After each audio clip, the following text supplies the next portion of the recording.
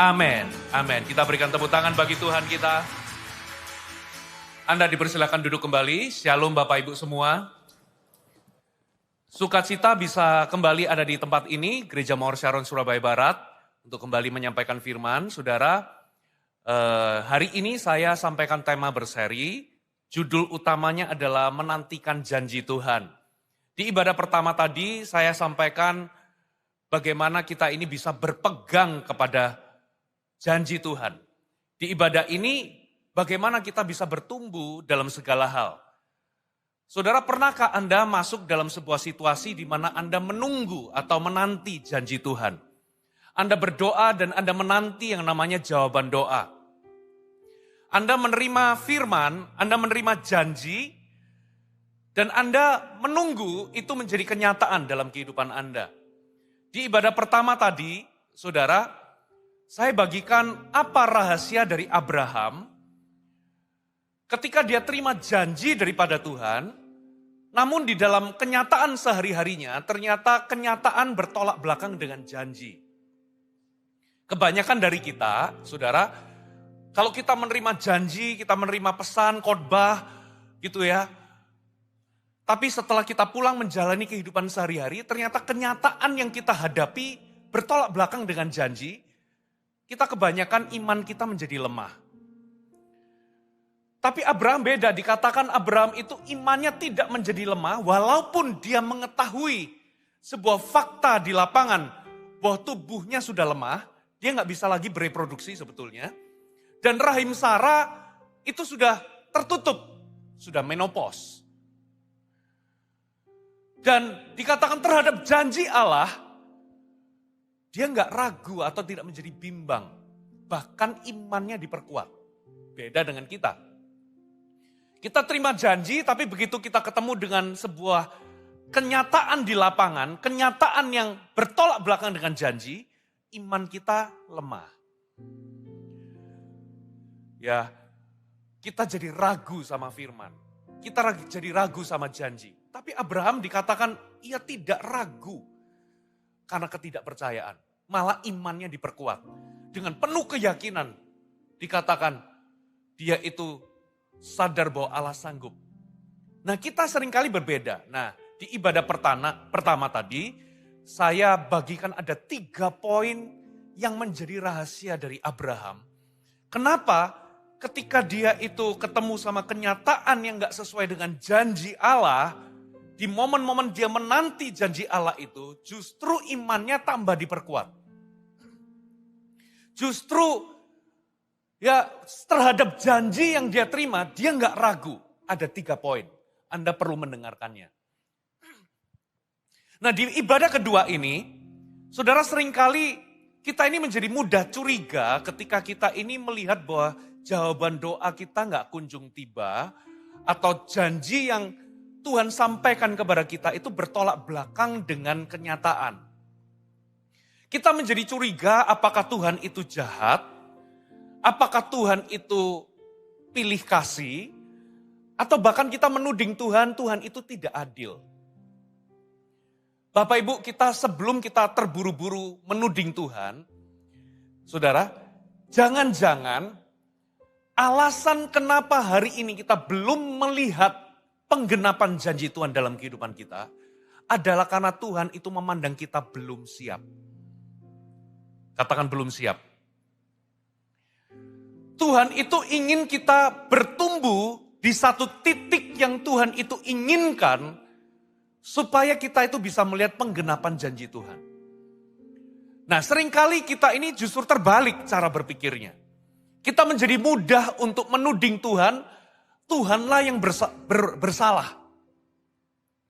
Tuhanlah yang menyebabkan ini tidak terjadi. Sementara kita ini menuding Tuhan, Tuhan kapan penggenapan janjimu?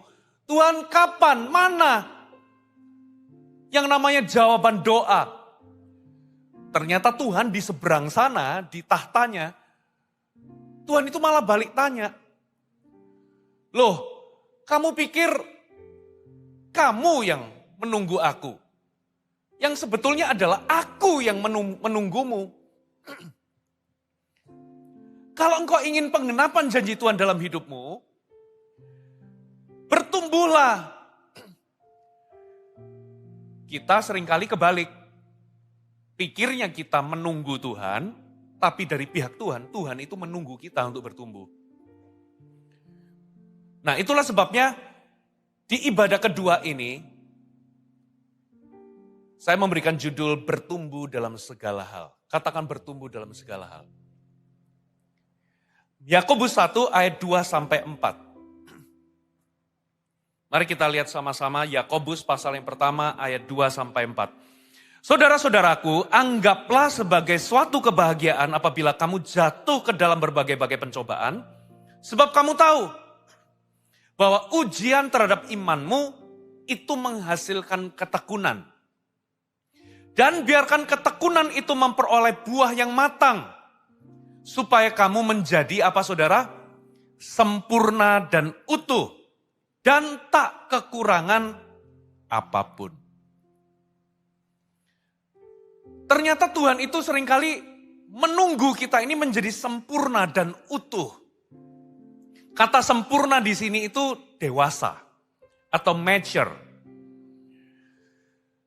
Makanya Tuhan itu berkata kepada kita, kalau kita ini menjumpai yang namanya kesulitan dalam hidup ini, atau pencobaan atau ujian dalam bentuk kesukaran, kesulitan, bisa jadi jawaban doa yang tidak kunjung tiba atau janji yang belum tergenapi,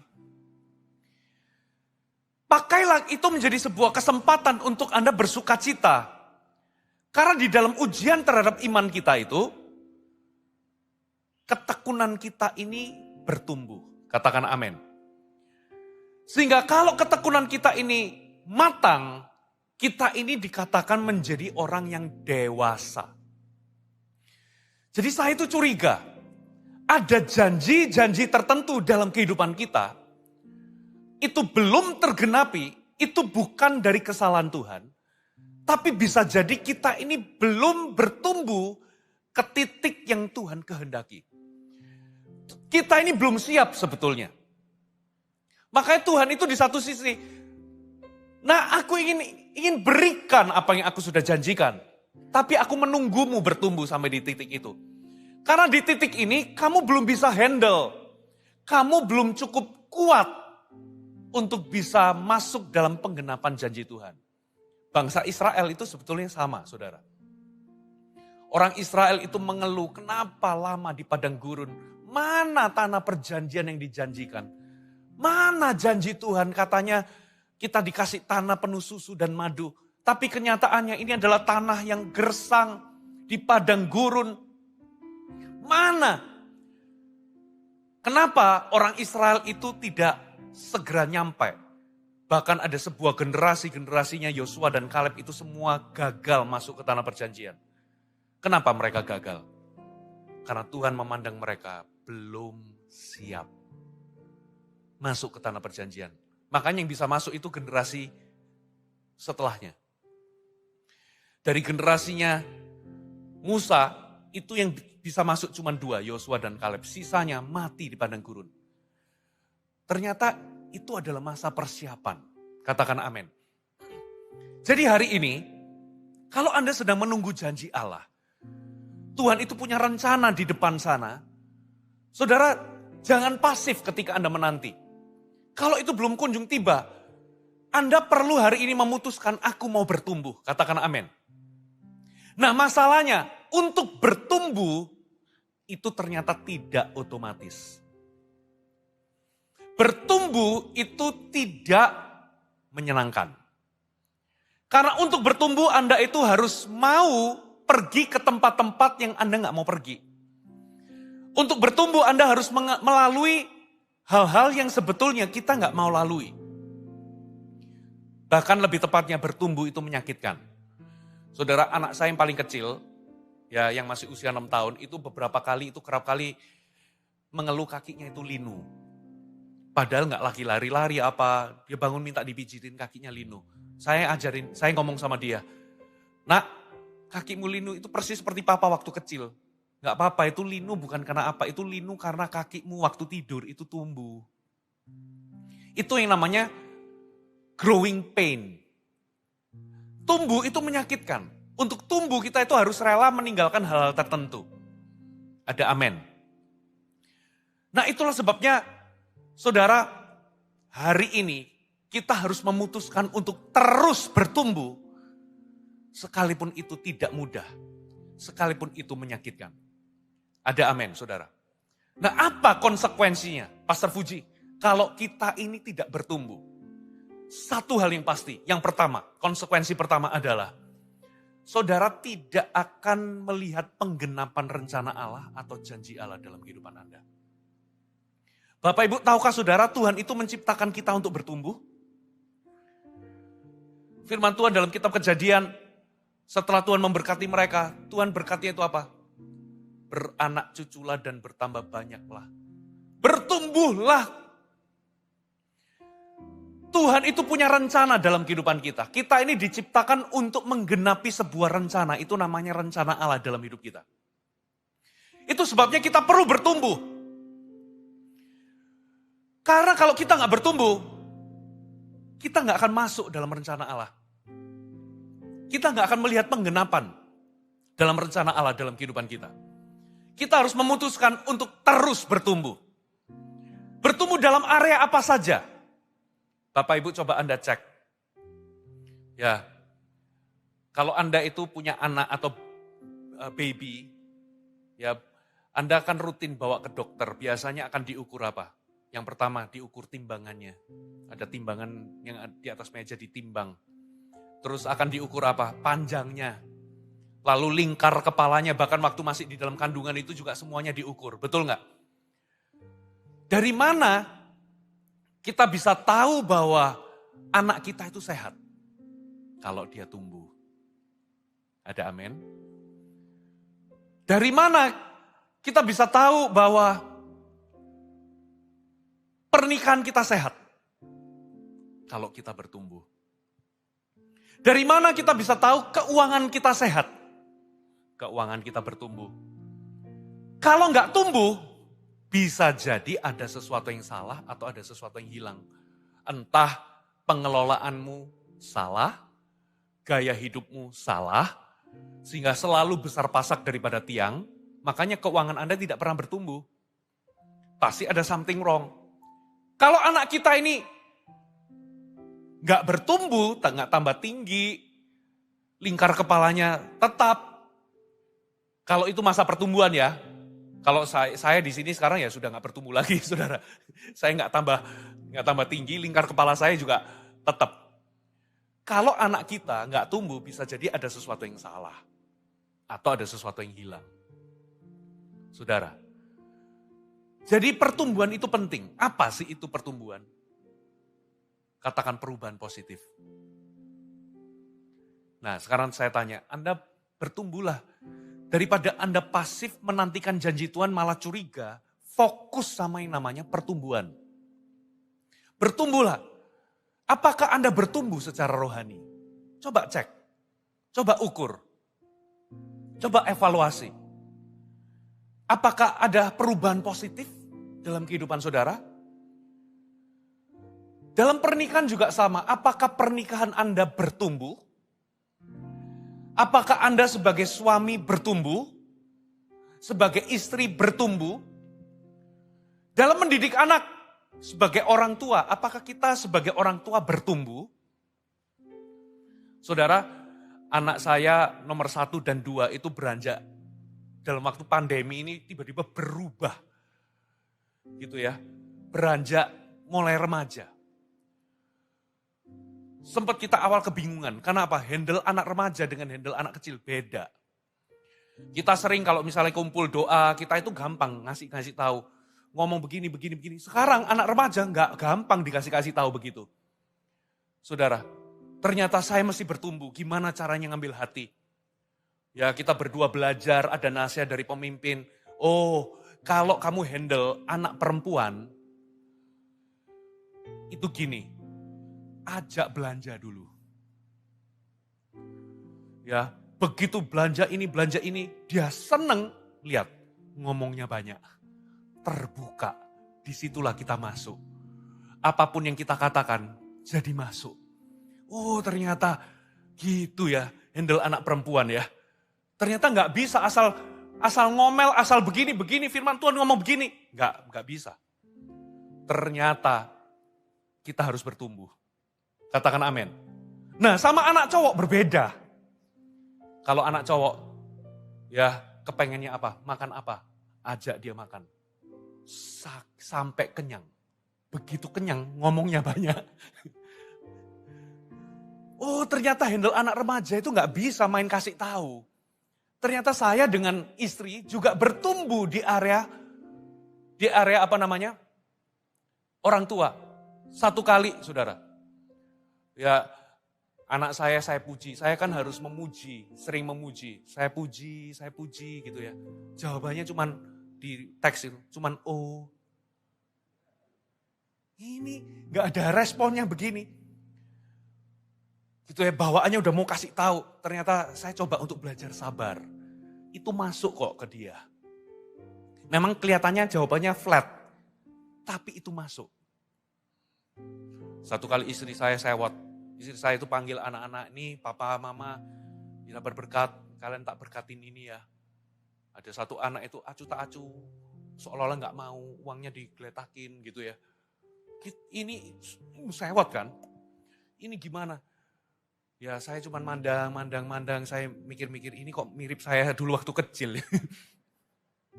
Saya ngomong sama istri saya, tenang. Gak usah emosi dulu. Dia itu sebetulnya mau, cuman dia gak mau memperlihatkan aja. Nanti lihat ya, lihat nanti pasti dia akan tagih uangnya itu. Beneran saudara. Nah kalau kita sudah terlanjur emosi duluan, gawat. Apakah Anda bertumbuh sebagai orang tua? Saudara, sebagai pemimpin? Simple. Kenapa kita ini tidak bisa melihat penggenapan? Jangan-jangan kita belum siap. Dan Tuhan itu ingin melatih kita, ingin mempersiapkan kita untuk menjadi kuat. Katakan menjadi kuat. Orang yang kuat itu bisa handle yang namanya kegagalan. Seringkali ada ujian namanya ujian kegagalan. Untuk mempersiapkan kita. Ada amin? Pernah nggak Anda gagal? Bangun usaha gagal, coba bangun bisnis baru gagal. Saudara, di dalam kelompok sel juga sama. Ya, mungkin Anda coba untuk menumbuhkan kelompok sel mungkin gagal. Saudara, jangan buru-buru menuding Tuhan atau memukul diri. Saudara, pakai kesempatan untuk gagal itu. Lihat bahwa Tuhan itu melatih kita. Orang yang kuat itu bisa handle yang namanya kegagalan. Ada amin? Kenapa Tuhan itu belum bawa kita ke tanah perjanjian kita? Jangan-jangan kita belum siap sama yang namanya keberhasilan. Raja Usia satu kali di zaman Sakaria itu hidup. Dia itu mencari Tuhan. Setia kepada Tuhan. Tapi sayangnya di beberapa ayat berikutnya dikatakan ketika Usia itu menjadi kuat, dikatakan ia menjadi tinggi hati dan melakukan hal yang merusak. Jadi waktu dia menjadi kuat, waktu dia menjadi berhasil, dia menjadi tinggi hati. Ini ayatnya di 2 Tawarik, Anda bisa lihat nanti 2 Tawarik 26. Jadi Usia ini jadi tinggi hati sehingga ia melakukan hal yang merusak. Ia berubah setia sama Tuhan. Oh berarti ini orang gak siap sama yang namanya keberhasilan. Kenapa Tuhan itu seringkali menunda Anda menggenapi penggenapan janji Tuhan dalam kehidupan Anda? Bisa jadi kita masih belum siap dengan yang namanya keberhasilan. Halo, amin. Apalagi, seringkali Tuhan itu bisa kadang ada ujian namanya ujian kekecewaan sama sakit hati. Kapan ya aku ini bisa dapat promosi jadi pemimpin? Atau jadi usahaku besar? Atau jadi pemimpin di sini, jadi pemimpin rohani? Seringkali Tuhan itu mempersiapkannya dengan cara apa? Dengan melalui ujian yang namanya ujian sakit hati atau kekecewaan. Ada orang itu on fire melayani Tuhan. Berapi-api, giat sekali. Tapi sekali dia ngalami kekecewaan, entah sama rekan pelayanan, langsung tawar hati. Berarti ini orang belum terlalu kuat. Enak gak, saudara, digosipin? Enak gak dikritik? Disalahpahami enak gak? Disalah mengerti enak gak? Dikecewakan orang enak gak? Gak enak. Tapi kalau Anda ingin menjadi pemimpin yang berhasil, sometimes seringkali Tuhan izinkan kita melalui. Supaya apa? Ketika kita menggenapi janjinya, kita menjadi orang yang siap untuk handle kekecewaan, ketidakpuasan, handle sakit hati. Halo, amin? Ada amin? Siapa mau revival? Siapa mau gereja ini jadi double? Siap-siap. Siap-siap sama ujian kekecewaan. Ada amin? Kalau saudara sekali dikecewakan, tawar hati, meninggalkan gereja, oh berarti gereja ini belum siap dibawa Tuhan gede. Lebih gede maksudnya. Ini udah gede sih. Saudara. Oh berarti jemaatnya ini belum siap kalau Tuhan berkati lebih dengan kapasitas yang lebih besar. Sometimes Tuhan itu ingin mempersiapkan kita menjadi orang yang lebih kuat. Saudara, apalagi penundaan. Orang yang kuat itu bisa handle yang namanya penundaan. Kalau jawaban doa Anda nggak kunjung tiba gimana? Kalau janji Tuhan nggak kunjung jadi kenyataan, apa yang Anda lakukan?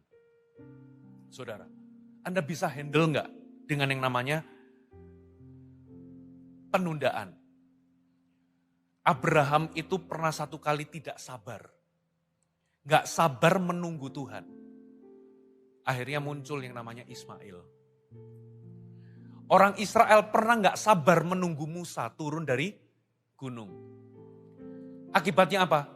Orang Israel minta bikin patung anak lembu emas. Gawat. Ya, terus siapa lagi? Saul nggak sabar menunggu Samuel. Dia langsung perintahkan untuk mempersembahkan korban tanpa Samuel. Gawat. Saudara, ada momen-momen Tuhan itu suruh kita menanti atau menunggu. Ternyata itu adalah ujian yang namanya penundaan. Tujuannya apa? Mempersiapkan kita menjadi pribadi yang lebih kuat. Katakan amin. Anda bisa handle dengan yang namanya godaan enggak? Kemarin minggu lalu saya diberkati sekali dengan khotbah Pastor Philip di Jakarta kemarin. Beliau menjelaskan mengenai godaan itu apa saja. Ada yang namanya, keinginan daging, keinginan mata, sama keangkuhan hidup. Apa sih keinginan daging itu? Pastor Philip menerjemahkan dengan kata ini, ingin mencoba. Ingin coba-coba. Dosa tertentu. Apa itu keinginan mata? Ingin punya. Betul nggak? Apa itu keangkuhan hidup? Ingin semua orang tahu atau ingin pamer. Pengen semua orang tahu. Nah itu ternyata godaan dalam hati kita. Selama Anda punya flesh and blood, saudara itu godaan. Saudara, nah orang yang kuat itu bisa handle yang namanya godaan. Amin. Nah sekarang saudara, bagaimana cara Tuhan membuat kita bertumbuh? Coba kita buka sama-sama ya di kitab Yohanes pasal yang ke-15. Anda masih bersama dengan saya, amin? Yohanes pasal yang ke-15. Yohanes 15 ayat 1 dan 2. Akulah pokok anggur yang benar dan Bapakulah pengusahanya. Setiap ranting padaku yang tidak berbuah, dipotongnya. Dan setiap ranting yang berbuah, dibersihkannya. Supaya lebih banyak berbuah. Saudara, kalau Anda memperhatikan orang yang bercocok tanam, kalau ada sebuah pohon, ada rantingnya, yang pertama-tama dia akan cari, ranting mana yang tidak berbuah, itu akan dipotong. Dan kalau ada parasit atau ada benalu, itu akan dipotong. Katakan amin. Dan ada yang namanya, kalau dalam terjemahan bahasa Inggris itu, tree suckers. Itu letaknya ada di bagian akar. Bahayanya tree suckers ini, kalau dibiarkan, tree suckers ini akan menyedot sari-sari tapi nggak dilanjutkan ke atas. Dia tambah gede tapi bagian pohon utamanya tambah kering dan tidak menghasilkan buah. Nah, biasanya orang yang ahli dalam bercocok tanam itu akan memotong tree suckers itu dalam bagian akar. Ya, di bagian akar ada tree suckers, di bagian dahan itu kadang ada benalu, atau ada ranting yang namanya water sprouts. Ranting-ranting yang gak jelas. Itu biasanya tumbuh karena ada trauma, karena ada angin dan tumbuh ranting-ranting banyak. Nah, itu harus dipotong supaya apa? Pohon itu produktif. Ranting yang gak berbuah, benalu, parasit, atau tree suckers, itu harus dipotong. Katakan amin. Apa maksudnya? Ini adalah sesuatu dalam kehidupan kita yang menyedot kehidupan kita. Sesuatu yang menyedot kehidupan dalam kehidupan kita. Sesuatu yang membuat kita ini menjadi mati dan kering. Apa bentuknya? Bisa jadi itu sebuah dosa. Sesuatu yang gak berkenan dalam kehidupan kita. Bisa jadi itu sebuah hubungan-hubungan yang salah. Itu bisa jadi sesuatu yang salah yang Tuhan mau kita tinggalkan atau lepaskan. Nah, sementara Tuhan itu ingin kita bertumbuh, kita menolak. Untuk dipotong itu menyakitkan seringkali. Daging kita teriak, no Tuhan, aku masih sayang sama dosa tertentu ini. Kita gak mau let go. Nah, akibatnya apa? Kita gak akan pernah melihat penggenapan janji Allah. Karena apa? Kita secara spirituali pun kita menjadi unproductive. Kita menjadi kering dan mati. Makanya fokus utama jangan kepada penggenapannya. Tapi bertumbuhlah, katakan amin. Nah, untuk bertumbuh, ada hal-hal tertentu itu memang harus dieliminasi, harus dipotong. Nah, masalahnya Anda menyerah enggak ketika itu mau dipotong? Atau Anda, no, jangan. Anda defense karena ini menyakitkan. Saudara, kita masih terlalu sayang sama hal-hal tertentu. Bapak Ibu. Lalu apa lagi? Coba kita lihat hal yang kedua. Apa yang dipotong? Saudara, tadi saya katakan ada ranting-ranting yang enggak guna. Ini bukan parasit. Ini bukan water sprout yang menyedot sari-sari itu. Tapi ini ada ranting-ranting yang banyak, yang kecil-kecil itu loh. Itu harus dibersihin. Kenapa? Karena ranting-ranting ini bisa menghalangi cahaya matahari. Ada hal tertentu, kalau itu dosa harus di-cut. Tapi ada hal-hal tertentu, saudara, itu mungkin bukan dosa, itu sesuatu yang baik. Tapi Tuhan itu ingin membentuk kita, supaya kita ini makin serupa sama Tuhan Yesus. Kalau dosa harus dipotong. Tapi ini ada sesuatu yang baik, yang Tuhan itu ingin bentuk kita. Contoh ya, saya mau tanya, bekerja itu dosa enggak? Enggak, harus kita kerja. Tapi berapa banyak dengan dalih kita bekerja, dengan dalih sibuk bekerja, kita bahkan tidak lagi punya waktu untuk Tuhan, tidak lagi punya waktu untuk CG, tidak lagi punya waktu untuk melayani. Gara-gara apa? Kerja.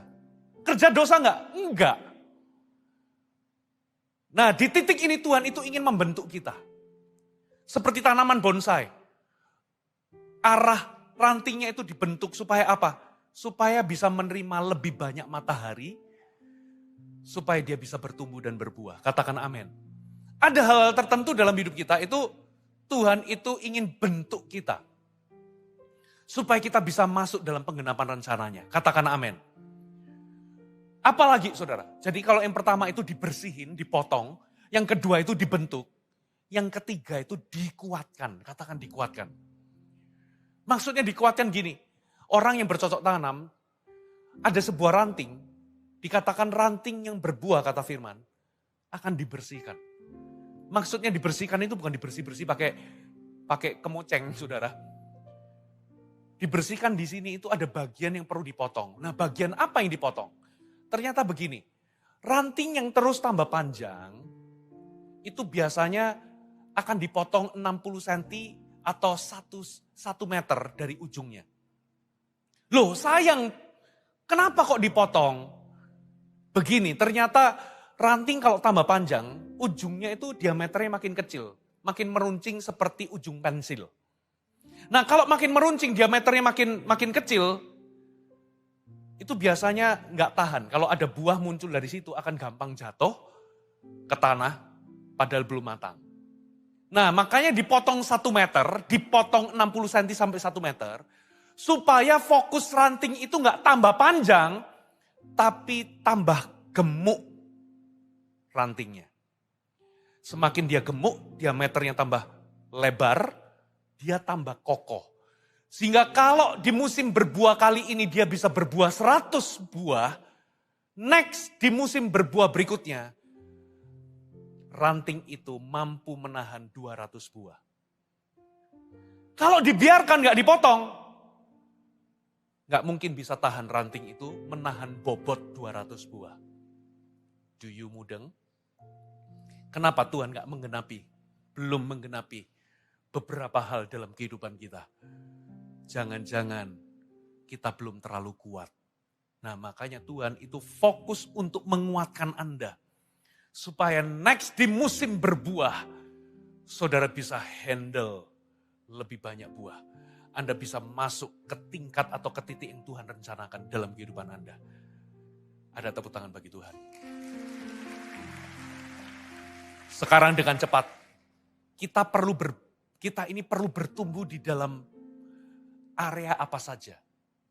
Yang pertama, ini poinnya, catat baik-baik. Yang pertama, bertumbuhlah di area tanggung jawab pribadi. Katakan tanggung jawab pribadi. Kita semua setuju ya, kalau kita punya anak nanti, jangan ajarkan anak kita untuk pokoknya cari orang kaya ya, menikah sama orang kaya. Jangan saudara. Tapi carilah orang yang bertanggung jawab. Ajar anak-anak Anda untuk cari orang yang bertanggung jawab. Katakan amin. Karena orang yang kaya, tapi kalau dia nggak tanggung jawab, dia bisa kehilangan segalanya loh. Tapi mungkin ada orang nggak punya apa-apa, atau belum punya apa-apa, tapi kalau dia bertanggung jawab, Tuhan akan percayakan banyak hal di depan. Makanya firman Tuhan ajarkan, ada orang yang dikasih 1 talenta, 2 talenta, sama 5 talenta. Yang 2 dan 5 menghasilkan buah. Coba lihat, apa pujian dari tuannya? Engkau adalah hamba yang baik. Engkau adalah hamba yang setia. Kenapa? Karena engkau setia dalam memikul tanggung jawab. Katakan amin. Makanya bertumbuhlah di area tanggung jawab. Jangan nuntut Tuhan, genapi. Mana janjimu? Saudara bertumbuh aja, fokus aja bertumbuh di area tanggung jawab pribadi. Secara rohani, bertumbuhlah. Saudara, Anda pernah tahu yang namanya Yudas Iskariot? Kenapa Yudas Iskariot itu pada ujungnya itu tersandung hidupnya? Harusnya Yudas itu harusnya tidak begitu. Harusnya dia itu menjadi orang yang luar biasa dan akhir hidupnya bukan bunuh diri. Seharusnya. Kenapa? Yang pertama, dia itu dimentor, dibapai atau punya CGL, itu Yesus Kristus sendiri. Kurang apa coba? Yesus loh. Terus yang kedua, dia itu punya CG. CG-nya itu mungkin CG yang perfect. Kenapa? Anggota CG-nya itu, teman-teman CG-nya itu adalah rasul-rasul, saudara. Dari semua murid Yesus itu dari semuanya, murid Yesus itu enggak 12 loh. Yesus doa semalaman milih dari antara murid-murid yang dipilih 12 menjadi murid utama yang akan diangkatnya jadi rasul. Nah, Yudas itu salah satunya. Di dalam lingkaran 12. Berarti semuanya jadi 12 ini, Yesus itu enggak asal pilih. Ini orang pasti orang-orang yang paling tidak luar biasa. Bibit bebet bobotnya. Katakan amin. Loh, kok bisa ya Yudas Iskariot ujungnya kok gagal? Kebenarannya ini, mungkin di gereja ini Anda nggak langsung dibapaki langsung oleh Pastor Philip Mantova. Mungkin Anda berada dalam CG yang tidak ideal. Waduh, mungkin Anda itu join dalam GMS itu karena Anda diberkati oleh program Saat Teduhnya Pastor Philip. Kalau Anda dengar pujiannya itu seperti suasana sorga. Gitu ya. Firman Tuhannya juga, waduh 3 poin sederhana. Pastor Philip ya. Memberkati Anda. Begitu Anda join CG, bukan suasana sorga yang terjadi. Kenapa? Lagunya kunci C, CGL-nya nyanyi kunci B. Dan yang lain juga falas semua. Ini bukan suasana sorga ini. Terus orang-orangnya juga mungkin gak ideal bagi Anda, bukan rasul-rasul. Dengar baik-baik. Saudara pernah tahu yang namanya Samuel? Samuel itu dibapaki oleh Imam Eli yang memandang loba dalam pelayanannya.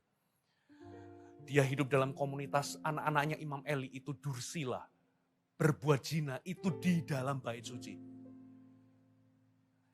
Seharusnya Samuel ini menjadi orang yang juga sama. Menjadi orang bejat. Tapi Samuel beda.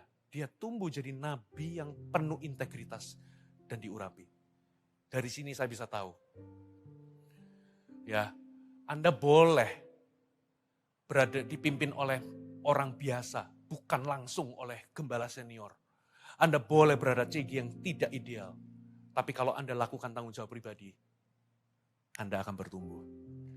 Katakan amin. Sebaliknya, Anda boleh langsung dimuridkan. Bahkan oleh Pastor Philip sekalipun. Anda berada dalam komunitas yang sempurna. Tapi kalau Anda nggak bertumbuh di area tanggung jawab pribadi, Anda akan kesandung seperti Yudas. Kenapa Yudas tersandung?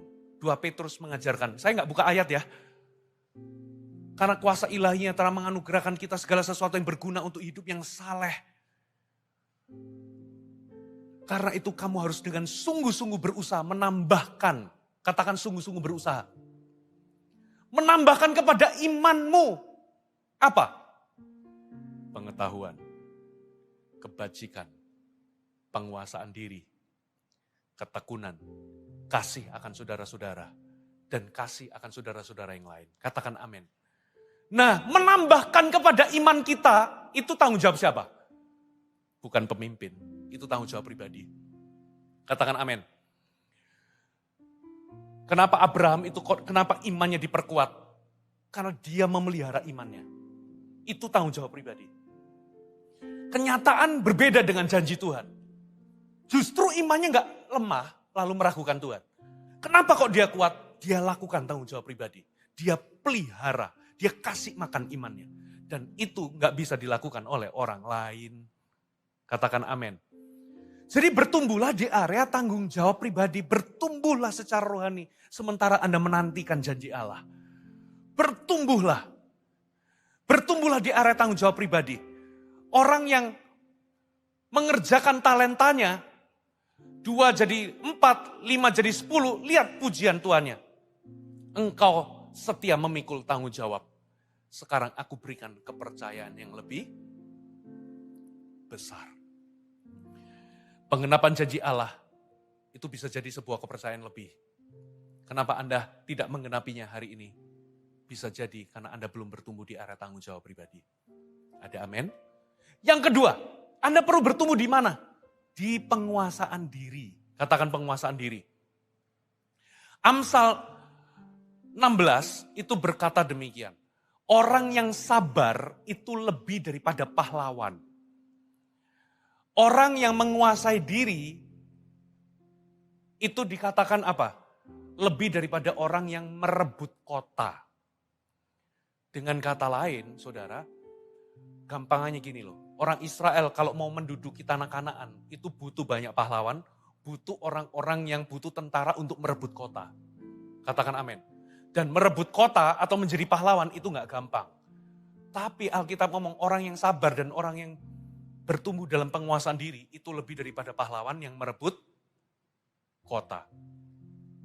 Dengan kata lain, kalau Anda bertumbuh di area penguasaan diri, kita semua, saudara, saya percaya kita akan masuk dalam sebuah fase di mana Tuhan itu akan genapi berkat yang Tuhan janjikan dalam kehidupan kita. Ada amin? Kalau Anda punya anak, saudara, Anda pasti akan kasih tahu, jangan cuma modal tampang cantik atau tampang ganteng, tapi kalau dia nggak bisa kendalikan diri di masa pacaran, sudah kemana-mana, sudah menyimpang kemana-mana ke hal-hal yang nggak berkenan, apa jaminannya nanti kalau dia menikah, dalam pernikahan, dia bisa jaga dirinya, atau dia bisa kuasai diri. Katakan amin. Yang terakhir, bertumbuh di area apa? Pengertian, katakan pengertian. Coba kita buka terakhir, ini ayat terakhir ya. Di Filipi pasal yang ketiga, ayat 15 sampai 16. Anda belajar sesuatu, amin? Karena itu marilah kita yang sempurna, kata sempurna itu yang dewasa maksudnya.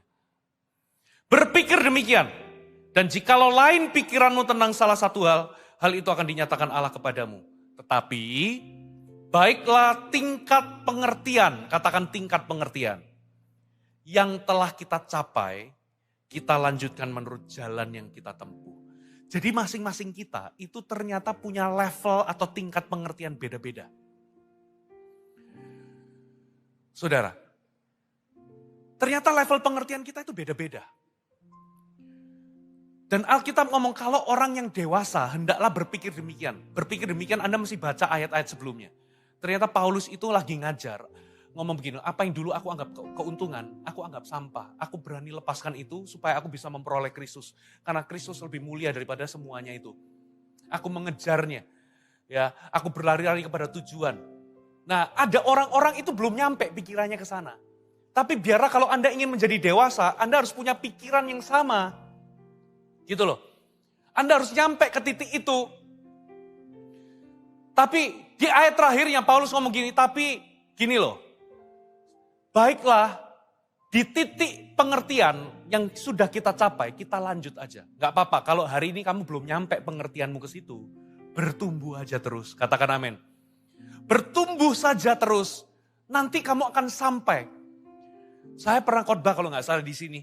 Ada orang yang berasumsi, berpandangan bahwa uang adalah segalanya. Memang ada orang-orang Kristen tertentu atau masih bayi rohani, mereka pengertiannya uang adalah segala-galanya. Memang kita ini hidup di zaman di mana seolah-olah segala-galanya butuh uang. Tapi tidak segalanya. Uang itu tidak segalanya, katakan amin. Bahkan tidak segalanya butuh uang. Mau tahu buktinya? Saya pernah kok khotbah di sini. Coba tanya sama volunteer ini. Pakai uang enggak? Enggak. Berarti enggak segalanya butuh uang. Katakan amin. Tapi uang penting enggak? Penting, saya enggak deny. Kita butuh uang. Ya. Di Jakarta kalau Anda enggak bawa uang kecil, kalau Anda enggak bawa kartu tol, Anda enggak isi, Anda enggak bisa kemana-mana. Karena di Jakarta, mau nggak mau harus masuk tol. Dan sekali masuk itu bisa keluar ratusan ribu loh. Ya ada tol baru, kita coba tol baru, ternyata kita dirampok, ngelewatin tol barunya. Mahal banget. Dalam tanda kutip. Saudara, nah tingkat pengertian kita harus bertumbuh. Di ibadat tadi pagi, saya katakan begini. Sebelum Tuhan itu mengubah keadaan seseorang, Tuhan itu akan ubah pengertiannya terlebih dahulu. Sampai pengertian kita berubah, baru kita akan melihat keadaan kita berubah. Hari ini, kenapa banyak orang itu ketika hadapi masalah, banyak mengeluh, negatif, mencurigai Tuhan, karena pengertiannya masih gelap, belum dibuka. Makanya Alkitab katakan, kalau engkau ketemu kesulitan, anggaplah sebagai kebahagiaan. Berarti pengertiannya sudah diperbarui, pikirannya sudah diperbarui, katakan amin. Apa tanda pengertian seseorang berubah ketika dia hadapi masalah, responnya berubah. Makanya sebelum Tuhan itu ubah keadaannya, dia ubah pengertiannya. Saudara, kalau Anda ingin lagi menanti janji Tuhan, perbarui pikiran Anda. Bertumbuhlah di dalam pengertian. Katakan amin. Jangan mudah menuding Tuhan. Amin.